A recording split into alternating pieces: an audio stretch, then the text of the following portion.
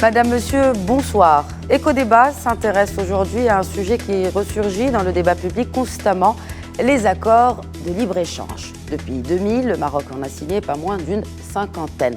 Et bien que l'objectif escompté soit de libérer le flux commercial et booster l'investissement, ce n'est un secret pour personne que le Royaume perd au change dans la majorité de ses ALE. Nous zoomons tout particulièrement ce soir sur l'accord avec la Turquie en vigueur depuis 2006 et qui, année après année, nuit à l'économie marocaine à plus d'un égard.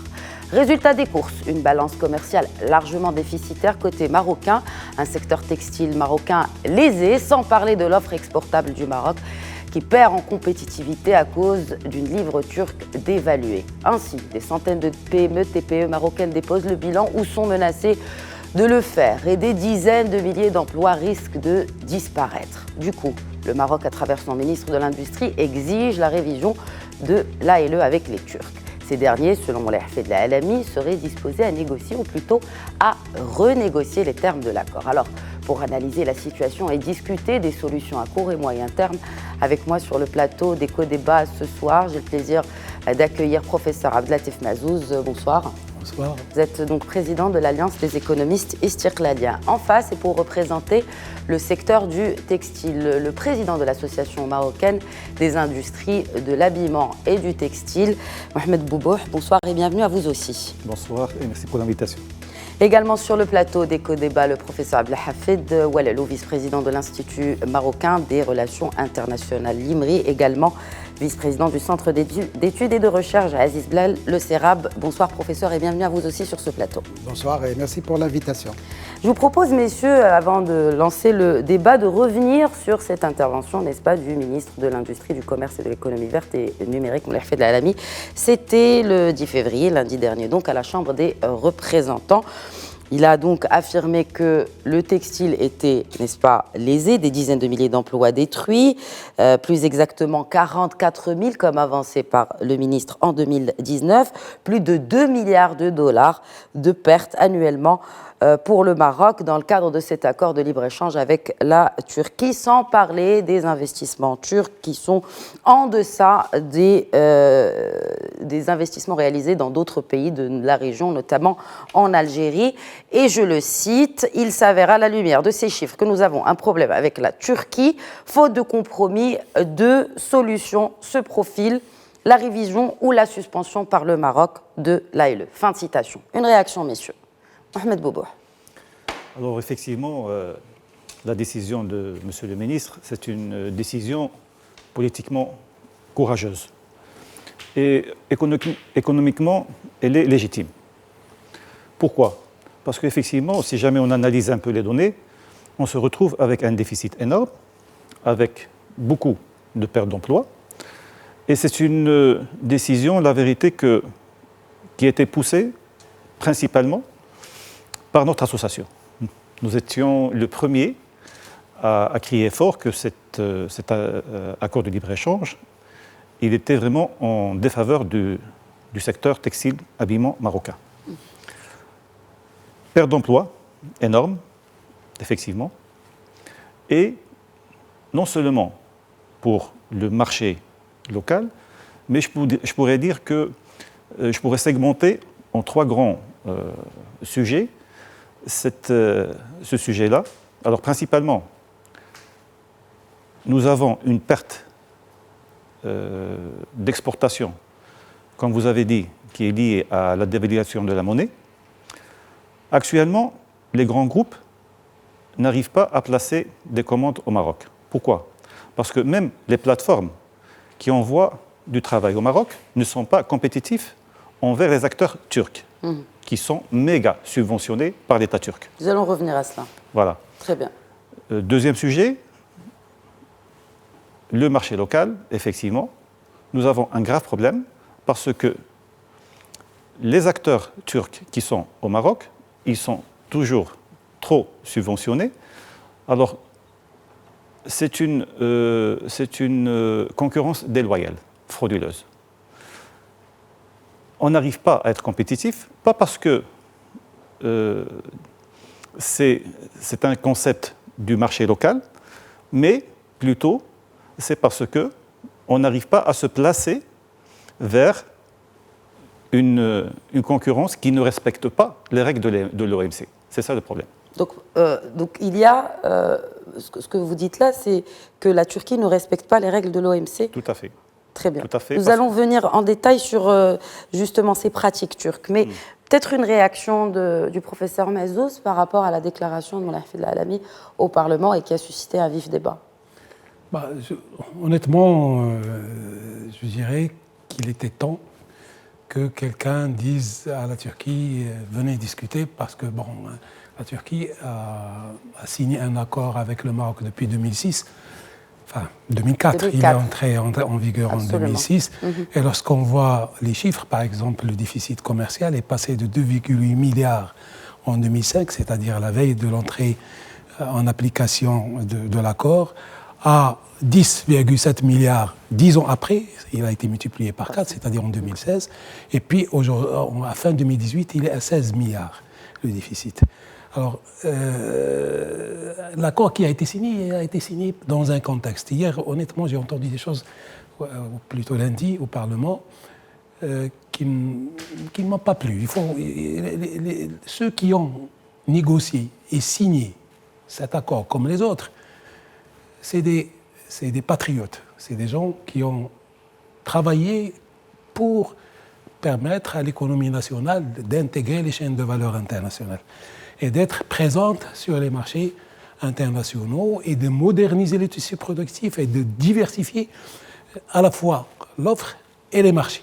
Donc il y avait un ensemble d'objectifs qui étaient donc visés par les pouvoirs publics et qui ont poussé à la conclusion d'une série d'accords. Il n'y a pas 55 accords, il y a des accords avec 55 pays, mais dans les 55 pays, il y a 28 États de l'Union européenne donc, qui font une bonne part. Donc, un accord de libre-échange, il permet un démantèlement des droits de douane, total ou partiel, mais il a des règles. Ces règles, c'est des règles d'origine. Donc, lorsque si vous voulez parler des règles de l'OMC, il y a d'abord le respect des règles d'origine. Il y a des règles de transparence. Lorsque j'ai des procédures ou des tarifs, le Maroc est un élève très sérieux. On est très transparent sur toutes nos règles, ce qui n'est pas toujours le cas de nos partenaires, notamment la Turquie, la Tunisie et d'autres. Donc, et troisièmement, il y a un dispositif qui accompagne chacun des accords, qui s'appelle le règlement du différend, qui s'appelle la défense commerciale et qui s'appelle aussi les clauses de rendez-vous. Normalement, avec la Turquie, on a des réunions régulières de commissions d'évaluation de l'accord qui doit se réunir, qui doit faire le point, qui doit dire ça ne marche pas ici, ça ne marche pas là. Alors, ces réunions avec la Turquie ne sont pas tenues de manière régulière. Et donc, parce que justement... En 14 ans, on ne se réunit pas pour rediscuter de ça. Je pense que c'est la 5e fois en 14 ans, si ma mémoire est bonne. Et lorsque vous êtes dans une situation où vous avez signé un accord sur la base d'un partenariat win-win, c'est-à-dire on vous ouvre le marché, vous nous ouvrez le marché, mais on sait que vous êtes plus puissant que nous industriellement, donc vous allez compenser un peu par l'investissement. L'investissement représente même pas 1% du déficit commercial. Donc, et lorsqu'on voit un peu le secteur d'investissement aujourd'hui de la Turquie, on trouve essentiellement le commerce, donc les enseignes qui sont là, et on trouve également des biens de travaux publics qui viennent pour bénéficier des marchés publics de l'État. À l'exclusion d'un cas, je pense, c'est le Gler, donc, qui est une usine qui a été reprise, si j'ai bonne mémoire, par les Turcs, et qui peut justement améliorer l'offre exportable marocaine dans le domaine textile. Donc, il était temps de faire le point et de dire, voilà, on s'est mis d'accord, on a signé un accord win-win, on est dans une situation win-lose très prononcée, et donc il est temps de faire le point. Très bien. Et si on devait faire le point justement et dresser le bilan de l'ouverture du royaume, professeur Ouelelou, cette ouverture depuis maintenant une vingtaine d'années, beaucoup d'accords de libre-échange ont été signés. Quel bilan feriez-vous de cette ouverture du royaume ? Ben même avant cette date, madame, depuis 1980, le Maroc a choisi la libéralisation de ses échanges commerciaux avec le monde. Dans le cadre, bien sûr, de l'OMC, mais aussi dans le cadre de ses relations avec ses partenaires, à commencer par l'Union européenne, l'accord d'association en 1996, et puis les autres accords de libre-échange. Et qui dit accord de libre-échange dit un accord entre deux parties. Et c'est vrai que le Maroc avait signé une cinquantaine d'accords de libre-échange, surtout avec l'Union européenne, les États-Unis en 2006, puis l'accord d'Agadir avec la Jordanie, la Tunisie et l'Égypte, et puis la Turquie qui a été conclu en 2004 entre M. Jito, à l'époque Premier ministre, et Erdogan aussi, Premier ministre de la Turquie, qui a été mise en œuvre à partir de 2006. Et je pense que pour la Turquie, il faut le placer dans le cadre de cette coopération euro-méditerranéenne, puisque la Turquie a fait partie de cet espace méditerranéen et l'objectif c'était de réaliser un espace commercial ouvert en 2012, méditerranéen je veux dire. Donc il faut aussi rappeler la géopolitique de ces accords. Le Maroc, bien sûr, a des considérations politiques, économiques, financières, commerciaux, humains, culturels, et des fois la considération politique l'emporte sur l'économique et le financier. C'est le cas avec l'Union européenne et avec les États-Unis. Pour ce qui est de la Turquie, bien sûr, il ne faut pas s'arrêter uniquement sur le déficit commercial qui, chaque année, se creuse de 1 milliard de dirhams, un peu plus, avec des pertes d'emplois. On aura l'occasion de parler du textile, du tourisme, de l'agriculture et aussi de l'acier et d'autres secteurs qui sont touchés par cet accord. Pour la Turquie, bien sûr, il y a un problème. Et monsieur le ministre Moulay Hafid Al-Alami, déjà devant la Chambre des conseillers, le 19 novembre, en répondant à une question, avait dit qu'il faut revoir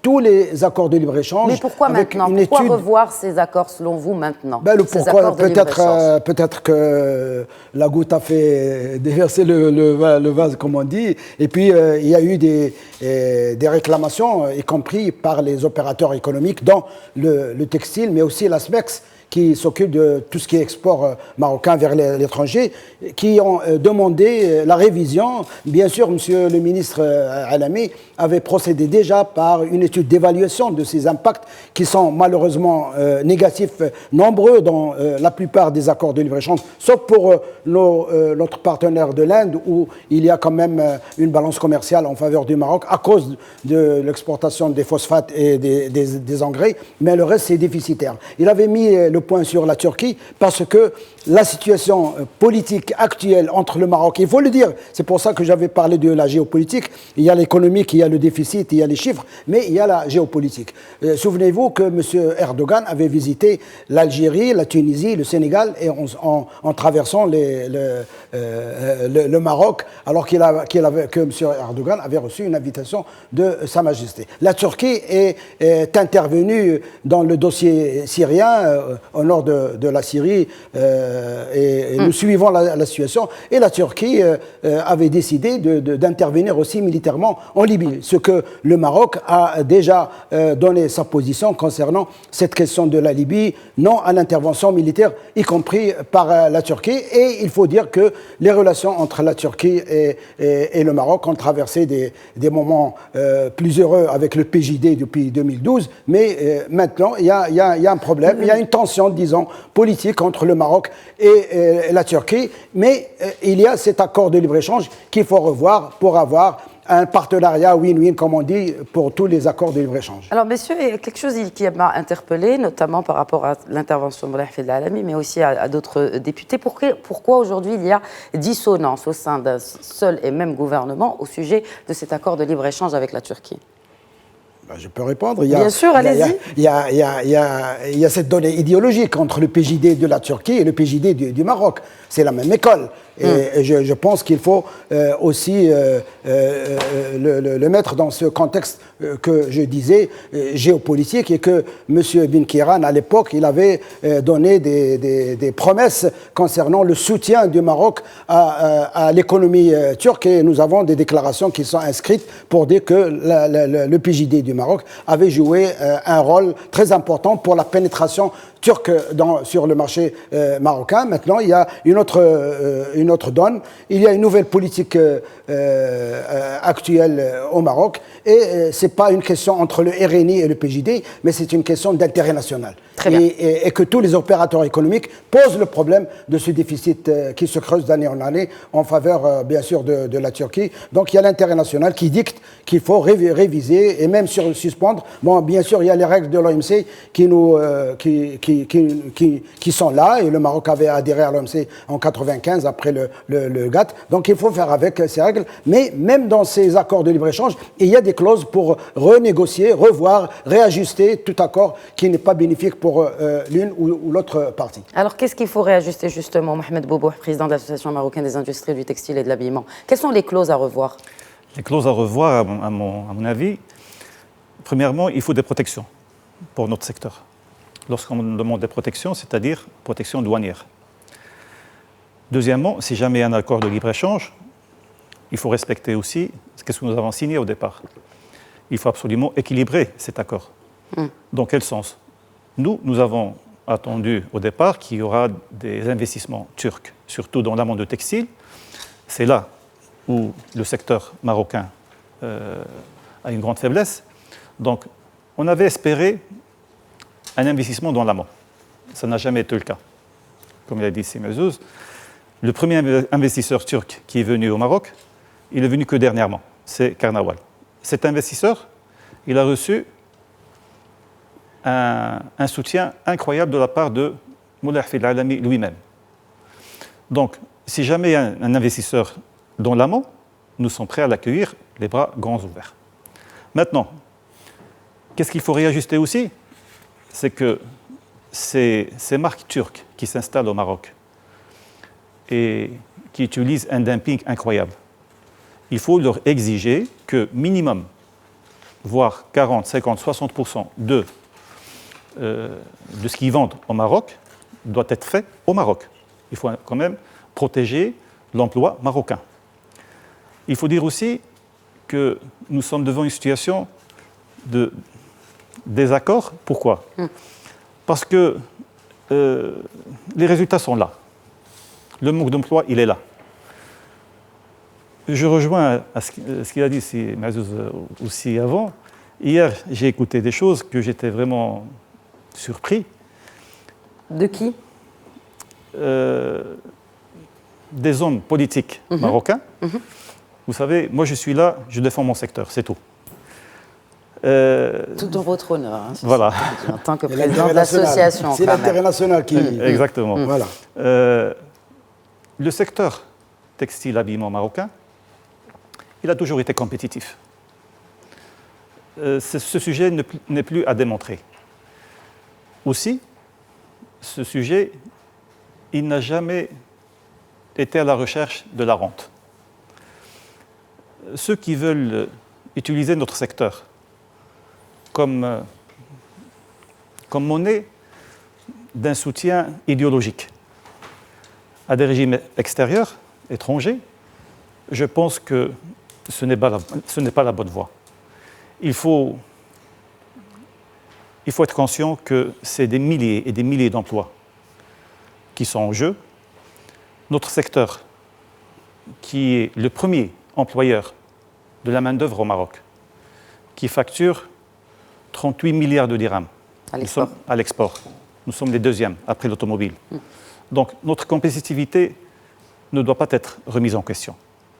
Par contre, si jamais il faut parler de mesures de soutien, nous avons déjà des résultats avec la partie plan d'accélération industrielle qui était 2014-2020. Et là, nous avons démontré que nous avons créé de l'emploi. Nous sommes le seul secteur qui a créé plus de 50 000 emplois. Par contre, vu l'invasion féroce des marques turques, nous avons perdu beaucoup d'emplois dans le marché local. Donc, qu'est-ce qu'on demande? On demande une protection, c'est tout. Très bien. Quelles sont les clauses, professeur Mazouz, en tant que, je le rappelle, président de l'Alliance des économistes istiqlaliens, quelles sont les clauses, selon vous, à revoir, et d'abord en priorité? Alors, je pense qu'il y a plusieurs aspects à discuter dans cet accord.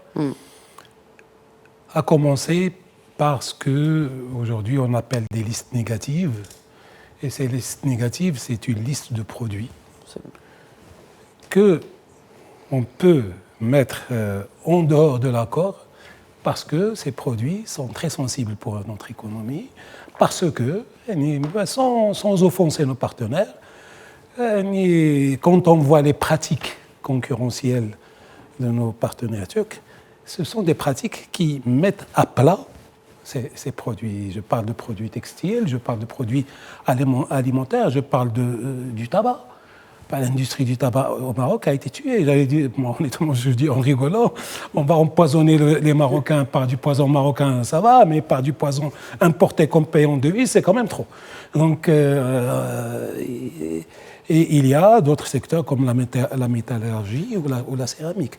Donc, il faut s'asseoir et voir quels sont les produits qui ne vont pas indisposer sur les marchés internationaux des Turcs. Parce que quand je dis ça, parce qu'il y a des pratiques sur le marché marocain qui font que la concurrence est une concurrence qui n'obéit pas aux règles, je dirais, orthodoxes de la concurrence, pour ne pas dire une concurrence déloyale. Mais comment le prouver? Alors, comment on peut prouver une concurrence déloyale? Écoutez, je vais vous donner quelques illustrations pour comprendre. Pour le cas du textile, je ne citerai pas de nom, mais il y a 2 marques ici. Et il y a également un distributeur de produits alimentaires, etc. Alors, moi je suis un chercheur, donc j'ai fouiné, je regarde des bilans de ces sociétés. Ces sociétés sont déficitaires depuis 3 ans à des sommes astronomiques. Et on éponge les pertes par une augmentation de capital. Cette augmentation de capital vient de... Donc, si je supporte cette perte, j'éponge la perte, ça veut dire que je suis subventionné pour permettre justement à ces produits d'être vendus, que ce soit dans l'habillement ou dans l'alimentaire ou dans l'hygiène, donc à des prix en deçà. Donc on fait du dumping, on est en train de tuer l'industrie locale pour qu'on installe un monopole turc. C'est très grave. Donc on est en train de tuer l'épicier aussi, parce que l'épicier, avec ses petites marges et ses petites quantités, ne peut pas faire face à ce genre de distributeurs qui ont pénétré les veines de la distribution marocaine et des petits quartiers. Donc, c'est toute la chaîne de valeur de la production de la matière première jusqu'à la distribution que les commerçants ou les investisseurs turcs se sont appropriés pour le cas marocain. Et pour l'investissement, au lieu d'investir au Maroc, ils ont préféré investir chez le voisin. Donc, on a des petites miettes et les gros investissements se font chez le voisin. Donc, c'est tous ces éléments qu'il faut mettre sur la table. Honnêtement, je ne veux pas politiser le débat. Pour moi, c'est un débat économique et social. C'est une balance commerciale, une balance des paiements, parce que très souvent, on nous dit « et l'Europe ». L'Europe, nous sommes presque équilibré au niveau de la balance des paiements. Parce qu'il y a des investisseurs, il y a des transferts MRE, il y a du tourisme et il y a des marchandises. Alors que là, on n'a ni marchandises, ni investissement, ni MRE, ni tourisme. On est déficitaire sur tous les tableaux. Donc, c'est ces éléments-là qu'il faut poser et discuter si on est de vrais partenaires. Donc, moi, j'aurais aimé que la partie politique soit jouée positivement. Donc on a des alliés, ils doivent discuter entre eux pour régler cette histoire, donc pour ne pas en arriver là. Très bien. Je vous propose, messieurs, de continuer le débat juste après cette pause. Merci de rester avec nous, à tout de suite. Bonsoir et bienvenue à ceux qui nous rejoignent. Vous regardez Éco-Débat que nous consacrons ce soir à l'accord de libre-échange ou à la renégociation de l'accord de libre-échange entre le Maroc et la Turquie. Avant la pause, professeur Abdelatif Mazouz, président de l'Alliance des économistes istiqlaliens, mettait le doigt sur une question très importante en ce qui concerne notamment ces pratiques quelque peu douteuses, en tout cas qui ne sont pas en faveur du dumping invisible de la Turquie, du gouvernement turc, en faveur de ces entreprises, de ces industriels qui commercialisent ici au Maroc, justement en défaveur du produit marocain. Peut-être une réaction, Mohamed Boubou, président de l'AMIT. Tout à fait. Je voudrais réagir parce que je confirme, nous avons fait une étude concernant les marques turques installées au Maroc. Et notre surprise, c'était de nous retrouver avec des bilans négatifs. C'est-à-dire, il n'y a qu'une seule explication à ça. Ces entreprises-là, ils vivent grâce à des subventions. Alors, la stratégie, c'est quoi? La stratégie, c'est d'attaquer le tissu industriel marocain, le fragiliser, de prendre le monopole et rester seul. On ne peut pas rester des bras croisés contre ce genre de pratique. Et moi, ce que je demande, c'est que les hommes politiques marocains, c'est qu'ils doivent mettre vraiment un front uni contre ce genre de pratique. Très bien. Alors, peut-être je vous fais réagir aussi, professeur Oualalo, et surtout sur cette question des autres secteurs. On a parlé bien sûr du textile. Quels sont les autres secteurs qui sont défavorisés par cet accord de libre-échange? Vous avez cité tout à l'heure l'acier. Oui, il y a l'acier. En plus du textile, il y a l'acier. Il y a aussi les marchés publics. La Turquie, elle arrache de plus en plus des marchés pour l'autoroute, les routes, tout ce qui est infrastructure. Et Dieu sait que le Maroc réserve plus de 190 milliards de dirhams par an pour tout ce qui est équipement et infrastructure. Donc les Turcs aussi sont présents. Il n'y a pas que le textile, comme on l'avait dit. Il y a ce commerce de détail, les BIM, enfin, pour les citer, parce qu'ils sont connus dans plusieurs quartiers, à peu près 900 magasins, à peu près. Hier, j'avais visité le BIM, c'était pour la première fois. J'ai remarqué que 80% des produits vendus sont marocains. 20% turcs, ce sont des biscuits, c'est de la cosmétologie, des shampoings, des choses comme ça, d'entretien, puis quelques vêtements ici et là. J'avais posé la question à ceux qui achètent à nos clients marocains, puisque ce magasin turc, il est à 10 mètres d'une épicerie. Et quand même, ça fait une concurrence déloyale. Ce n'est plus les grands magasins qui font peur avant, mais maintenant, c'est de la proximité. C'est affiché. Nous, on ne cherche pas de rentabilité immédiate, mais c'est à long terme. C'est même écrit derrière le caissier. Donc, pour vous dire que, et ça rejoint la stratégie... Si vous dites qu'il y a des produits marocains, qui commercialisent des produits marocains, ou ils sont emballés au Maroc? Il y a des produits marocains, comme les eaux minérales, paraît-il, ils vendent moins cher les eaux minérales dans ces magasins que ailleurs, mais ils font de l'emballage. Et là, il n'y a plus de vrac, comme dans certaines épiceries.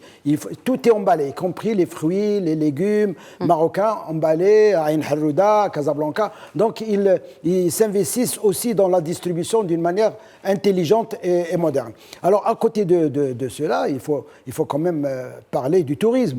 Nous avons plus de 250 000 Marocains qui visitent la Turquie, Istanbul, avec les agences de voyage, avec des prix 160 000 il y a un an, c'est-à-dire que c'est 250 000 par an, du moment qu'il n'y a pas de visa entre les deux pays. Et tous ceux qui ont des problèmes avec le visa Schengen, ils se dirigent vers Istanbul pour faire du shopping et même pour faire du tourisme balnéaire sur la côte méditerranéenne connue, avec des prix vraiment imbattables par rapport à des prix qui sont même pour le tourisme interne. Aussi, il faut le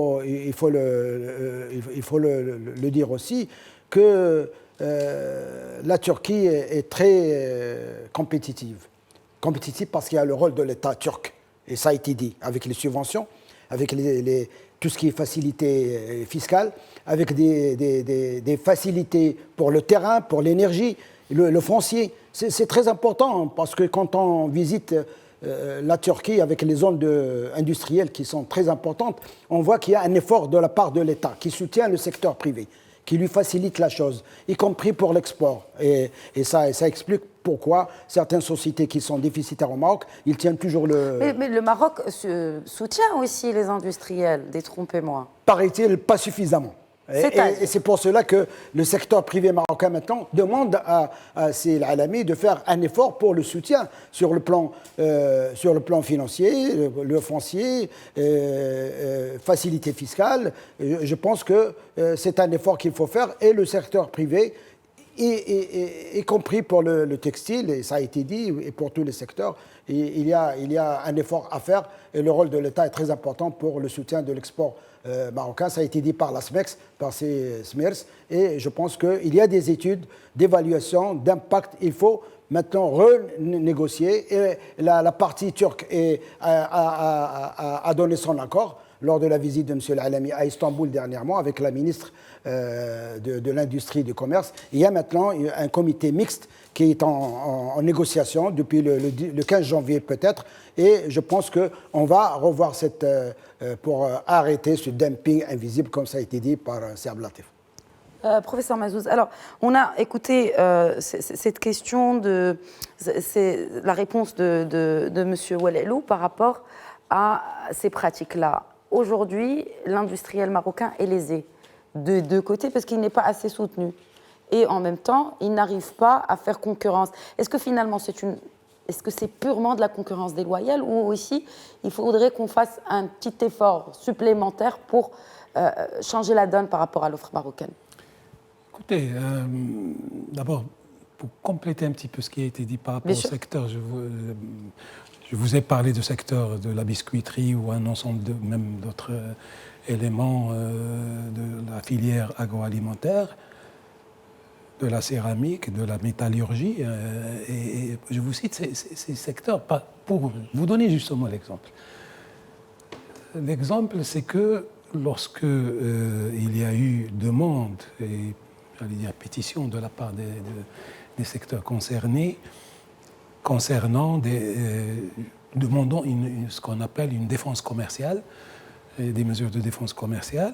Donc, il y a eu un travail qui a été fait sur le coût, les composantes du coût des produits concurrents venant de la Turquie, comparativement à la partie marocaine. Et donc, lorsqu'on a défini la part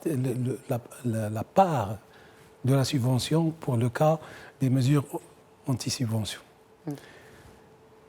et on a instauré ce qu'on appelle un droit compensatoire des subventions, c'est-à-dire c'est quelque chose qui est payé en plus dans les droits de douane pour les produits en question,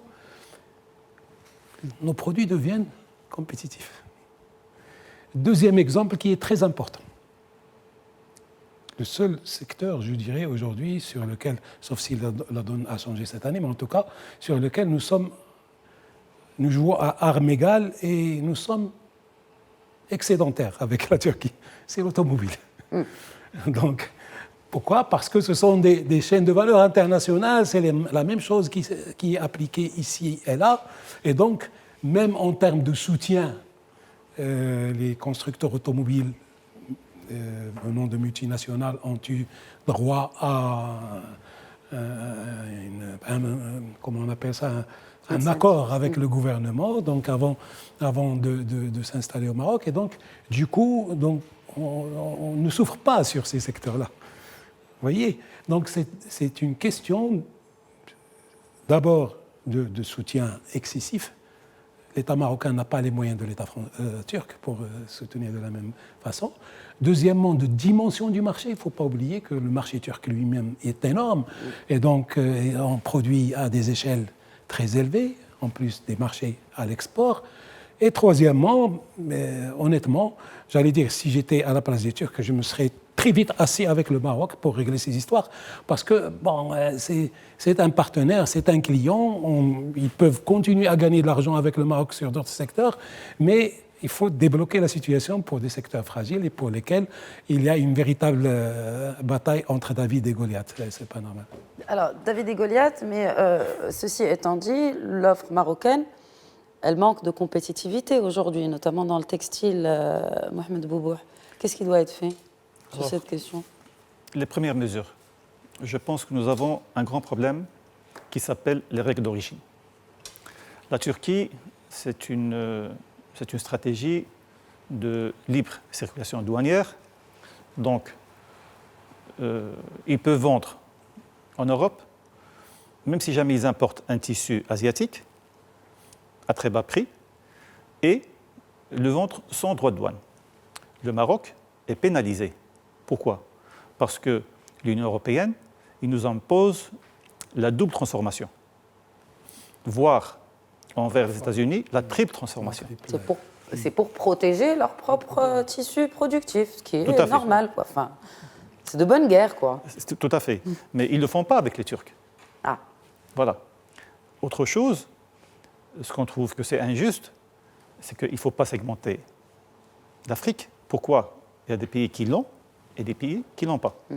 Autre chose, l'État turc, il est subventionné par l'Union européenne d'une manière incroyable. Donc c'est un flux d'argent. Donc ils ont les moyens de subventionner leur industrie. D'accord? Effectivement, l'État marocain n'a pas autant de subventions pour nous subventionner. Mais nous sommes en train de voir, et on remercie dans ce sens Moulay Hafid et le ministre des Finances, Simi Chaïboun, parce que nous avons commencé maintenant avec un dialogue politique qu'il faut changer les règles d'origine. C'est le moment. Parce que sans le changement de ces règles-là, on ne sera pas compétitif. Mais, alors, outre ces règles-là, je parle vraiment du produit en soi. Est-ce qu'aujourd'hui, le produit marocain est compétitif par rapport à celui produit en Turquie? Tout à fait. Comme j'ai dit avant, la compétitivité du produit marocain n'est plus à démontrer. Le Maroc exporte 38 milliards de dirhams. Ça veut dire quoi? Nous attaquons le mass market, nous attaquons la moyenne gamme et aussi la haute gamme. Donc, notre produit, il est vraiment compétitif. Maintenant, si jamais on veut s'orienter comme étant exportateur, mais envers le marché local, comme il y a des géants qui sont déjà implantés, effectivement, nous aurons besoin d'un soutien, je dirais, assez important de l'État pour pouvoir faire face à ces mastodontes qui sont déjà implantés. Sous quelle forme? Alors, nous avons le savoir-faire. Qu'est-ce qui nous manque? Ce qui est cher, c'est les points de vente. Alors, un soutien en loyer, un soutien en aménagement, un soutien en créativité, là, on aura vraiment un argument assez important pour dire maintenant, les exportateurs, on veut s'implanter dans le marché local. Très bien. Et qu'en est-il de l'export? Oui, professeur, oui, voilà, peut-être une réaction. Qui revient toujours, même ça a été démontré avec l'Union européenne quand on avait signé cet accord de libre-échange, c'est la question de la mise à niveau de nos PME. Et c'est central. Je pense que, bon, heureusement que Sa Majesté actuellement s'intéresse beaucoup aux PME, au financement et aux PME et petites et moyennes. Je pense que c'est une clé quand même qu'il faut prendre au sérieux. Il faut tout faire pour mettre à niveau notre tissu industriel, pour avoir cette compétitivité souhaitée. Et c'est vrai que le produit marocain est très compétitif. Quand on voit dans des marques européennes, j'étais en Espagne il y a 15 jours, il y a des produits marocains qui sont très... Le Made in Morocco, oui, finalement, est très avec demandé. Le Made de Bangladesh, Philippines, Portugal et Turc, le produit marocain est très recherché, il est bien vendu. Et c'est aussi de la haute gamme. Ce ne sont plus des produits de basse gamme, mais je pense que le Maroc a sa place au niveau international. Il suffit maintenant que l'État accorde plus d'intérêt, plus de facilité, plus d'incitation fiscale au secteur privé pour qu'il soit vraiment compétitif, pour qu'il soit vraiment soutenu d'une manière... aussi, il faut faire un effort pour la promotion, pour le marketing. Allez voir le marché turc et l'étudier, comme c'est le cas pour le marché américain. Très difficile à pénétrer, mais il faut faire cet effort. Il faut aller voir le marché turc pour encourager les PME, comme c'est le cas maintenant pour l'Afrique et pour l'Union européenne. Je pense que c'est un effort collectif qu'il faut faire, le secteur privé, l'État et bien sûr cette question du déficit qu'il faut dépasser le plus tôt possible dans le cadre de ces négociations qui sont en cours à Istanbul et à Rabat. Oui, monsieur Bourgoin. Juste pour terminer la question de la compétitivité du secteur marocain, il faut dire que nous sommes passés par plusieurs étapes et par plusieurs pays qui ont laissé un grand savoir-faire au Maroc. Les années 80, c'était les Allemands. Après, les années 90, les Anglais. Et puis après, les Italiens et les Espagnols. Donc, il y a un know-how incroyable. C'est un patrimoine maintenant qui est au Maroc. À part ça, l'État marocain, il a eu la sagesse d'envoyer des ingénieurs étudier dans des écoles comme l'École nationale supérieure des industries textiles de Mulhouse. Et après, nous avons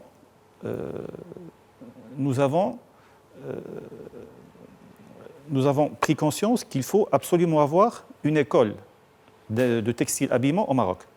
Et nous l'avons fait. Pour dire que notre secteur, il est très très bien, et pour dire que notre secteur, c'est un employeur indiscutable, le taux d'insertion de l'ESIT actuellement, il est de 94%.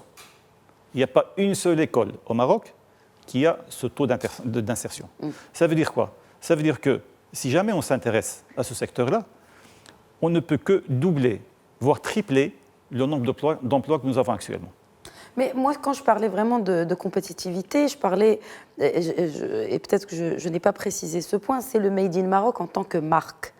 Une marque marocaine, comme ce que font ces marques turques qui s'installent. Pourquoi nous ne pouvons pas peut-être aussi aspirer à cela et avoir une marque compétitive à l'international qui soit marocaine?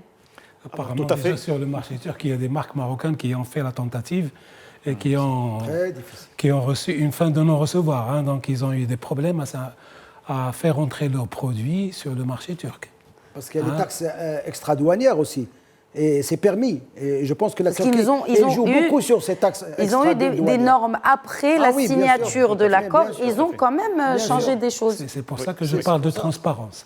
C'est-à-dire, lorsque vous amenez vos marchandises, vous arrivez, vous trouvez une règle nouvelle. C'est cela. Sans qu'elle soit discutée avec la deuxième partie, avec l'autre partie. Il y a normalement des délais, il y a des informations, etc. Nous, dès que ça arrive même, parce que comme nous respectons nos accords de libre-échange avec tous les autres partenaires, dès qu'il y a un projet de loi qui n'est même pas encore approuvé par le gouvernement, il est mis dans le site de SGG et de la primature, et tout le monde le sait, et on reçoit même des remarques de la part de nos partenaires qui sont prises en considération, ce qui n'est pas toujours le cas de tout le monde. Hein, donc, Oui, peut-être vous vouliez finir votre idée. Tout à fait. Pour revenir au branding Made in Morocco, maintenant les exportateurs ils s'intéressent au marché local. C'est un marché de plus de 40 milliards de dirhams. Donc les exportateurs ils voudront bien prendre une petite partie de ce gâteau-là. Maintenant, comme j'ai dit avant, nous avons un grave problème, c'est les points de vente.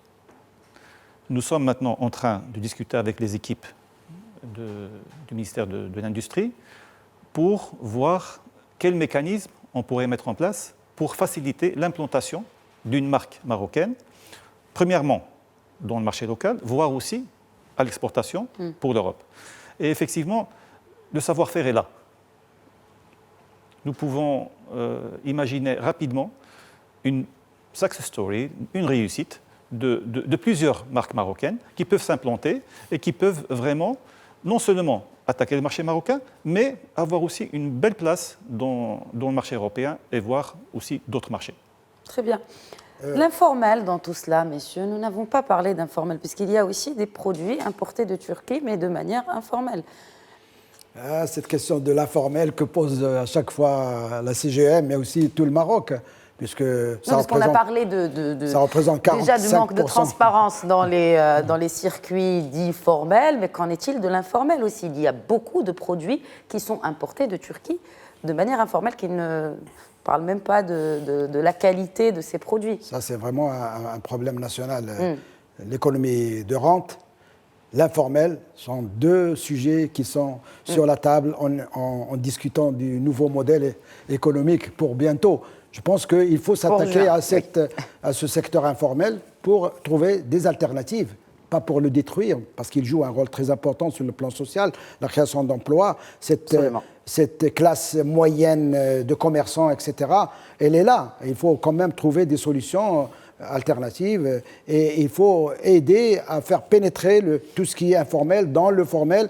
Et je pense que le soutien des PME, dans ce sens, pourra donner des solutions alternatives à ce problème d'informel qui représente quand même 45% de notre économie.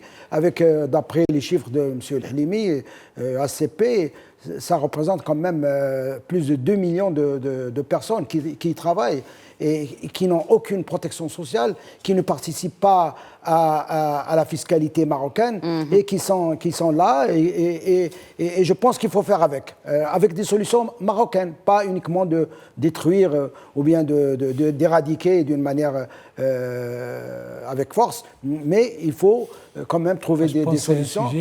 Et c'est un sujet d'actualité.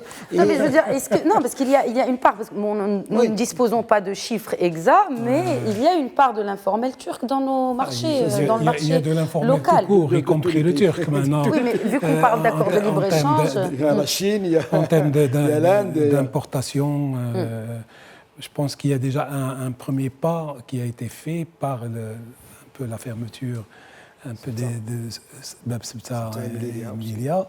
Et les professionnels peuvent le confirmer, on a commencé à en ressentir l'effet sur les marchés. Donc je dirais c'est un joli coup également qu'il faut souligner. Donc l'informel, à mon avis, si on se met à parler de l'informel aujourd'hui, il nous faut une autre table ronde. Il y a tellement de choses à dire sur l'informel, chez le producteur, l'informel total, l'informel partiel, chez le commerçant, chez le marchand ambulant, etc. etc. Donc, il y a un informel vivrier que la situation sociale un peu impose et qu'on maintient, mais il y a de l'informel structuré. C'est celui-là qu'il faut essayer d'éradiquer rapidement parce que là-dessus, le manque à gagner est énorme. Je voudrais terminer par le point sur l'investissement, messieurs, et justement, pourquoi la Turquie investit-elle autant en Algérie et pas assez au Maroc ? On revient toujours à l'Empire ottoman, pour ne pas dire autre chose. Je pense que là aussi, c'est la géopolitique. Et je pense que la visite de M. Erdogan en Algérie, au Sénégal et dans plusieurs pays africains, il faut dire que la Turquie est devenue une puissance économique dans la région du Moyen-Orient.